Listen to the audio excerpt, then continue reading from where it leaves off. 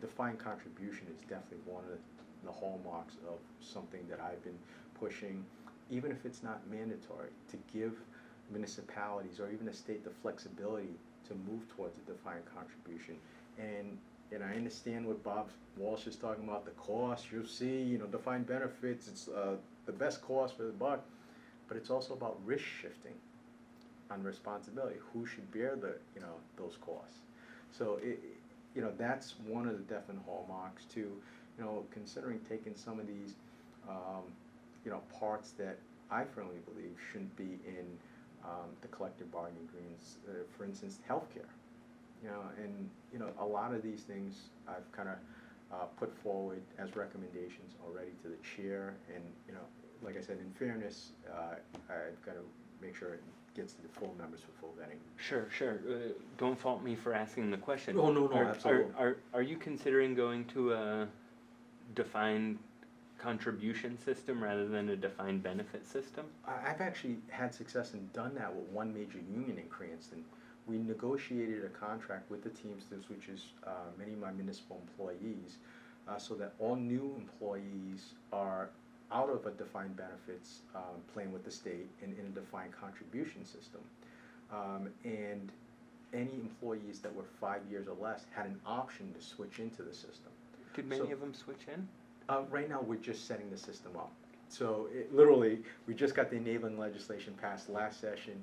We're working on putting the plan together. But right now, we've got 3 employees that are in it and several eligible. So we're setting up the plan with our legal counsel and making sure we get all the IRS things all set up. But okay. I'm hopeful that it'll down the road we might not see the benefits now, but down the road it'll help. Okay. And that's one of the gradual steps that I've been harping on for a while. And that would be a sea change of difference for Cranston if you were able to have all your employees be on a defined contribution rather than a defined benefit Absolutely. system. Absolutely. It would be a big sea change. It'd be a big risk shift. Of hopefully down the line it won't be that big of a burden on the taxpayer. Right. And you'd like to see the city of Cranston be a defined contribution city rather than a defined benefit city? Yes. Okay. Because it's just, defined benefits, what I'm saying, it's just too costly, and we could be back here in a few short years or even, a few long years from now. What did you think the actuary yesterday when you asked him to run those numbers said? I can run them, but it's not going to be pretty. And I understand that. It's actually what Bob was talking about, because I do recognize that the administrative costs are higher with the defined contribution system. But what happens is, though, that there's a big risk shift as to who bears those costs. And it's not necessarily just the taxpayer and current employees. The individual employees have more of the opportunity, and this is something I personally enjoy too, more opportunity to invest more money, and do what they want with their money.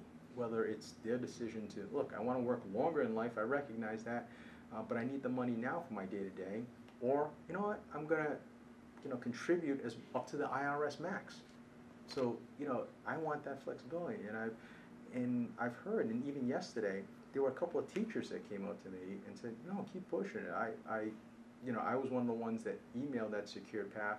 I want a defined contribution. So I think it's a generational thing, I'll be quite honest with you. But I think more and more of the generation coming up wants that flexibility with their dollars. What would be the savings to Cranston if you were able to have an entire pension system on defined contribution rather than defined? There'd be big cost savings, and I'll just highlight some examples. Like right now, the city contribution on those employees, I forgot exactly the amount. I think it was like 6 or 7% that we paid into the state for the Teamsters. With the defined contribution, the max match that we have is 3%. So there's a 3% savings there that's there. But also the benefit to the employee, as I indicated, was their minimum contribution is 3%. So you're setting aside some money for them, but they also have some flexibility from what their contribution is, whether they want to keep that as an investment option or put it more in their pockets for day-to-day savings. It's their choice. And now what would that be in kind of millions of dollars in terms of savings to Cranston's annual budget? Difficult to tell right now. Okay. It's difficult to Could tell it because cut, we're just could it cut that $24 million number in half, do you think? It's too tough to tell because I'd have to factor in police, fire, and everyone else, you know, and I haven't, it's difficult. I don't want to spend unnecessary, not that it's unnecessary, but actuarial dollars to kind of figure a lot of that stuff out when we're not at that point with, say, police, fire, or, you know, my laborers union yet. Right, right. This would be something that I'm guessing they would fight, that the unions in Cranston would fight tooth and nail. Well, you saw how adamantly opposed Bob Walsh and a lot of the union members were, but you have to consider a defined contribution. It's what the real world is moving to. Even if it's not a straight defined contribution, some type of hybrid plan. You really have to take that into consideration and not just outright reject options too.